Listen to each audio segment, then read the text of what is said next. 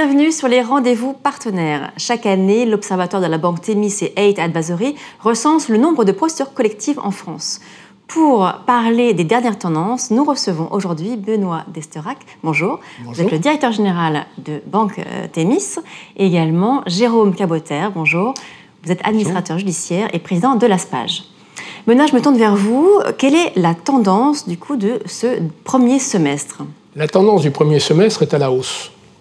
On a plus 6% de défaillances d'entreprises, c'est-à-dire 740 défaillances d'entreprises contre 701 au semestre 2017. Je parle bien des entreprises qui font plus d'1 million d'euros de chiffre d'affaires. Donc c'est une tendance à la hausse. Une des raisons, à mon sens, est liée au report qu'il y avait eu au deuxième trimestre 2017, report de défaillance lié à l'élection présidentielle. Donc cette année, on a un effet de correction. Donc je pense que ça, c'est un des effets.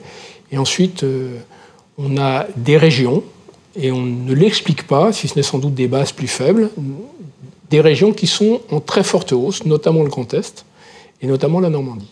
Cette augmentation, cette légère augmentation dont vous parlez, donc le 6%, est-ce que c'est uniquement dû à cet effet de rattrapage lié à l'actualité, ou au contraire, est-ce que c'est le signe d'une baisse de l'activité économique ?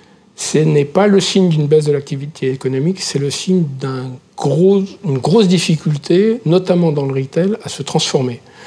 La transformation du retail avec l'arrivée de plus en plus forte d'Amazon crée un vrai sujet et les entreprises ont du mal dans le retail à se changer et à changer.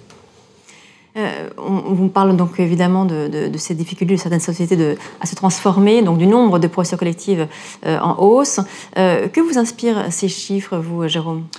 Les chiffres qu'on a constatés très clairement, c'est que les années 2016 et 2017 sont des années de baisse marquée de nombre de procédures collectives. Donc on est sur des niveaux bas de cycle, sur des chiffres qui ont toujours été cycliques. Là, il y a une petite augmentation sur le premier semestre, 6%. On reste sur un niveau bas de cycle en termes de nombre de procédures collectives. Ouais. On parle souvent sur ce plateau de l'importance de la prévention dans le cadre des procédures collectives, notamment des procédures amiables. Est-ce qu'on parle également du rôle du mandataire ad hoc et du conciliateur ? Quel est son rôle exact ? Alors, le rôle du mandataire ad hoc ou du conciliateur, donc dans le cadre des procédures amiables, qui sont des procédures généralement appréciées par les entreprises et très efficaces, qui sont totalement confidentielles et plus souples que les procédures collectives. Le rôle du mandataire ad hoc ou du conciliateur, c'est de pouvoir rechercher une solution pour l'entreprise.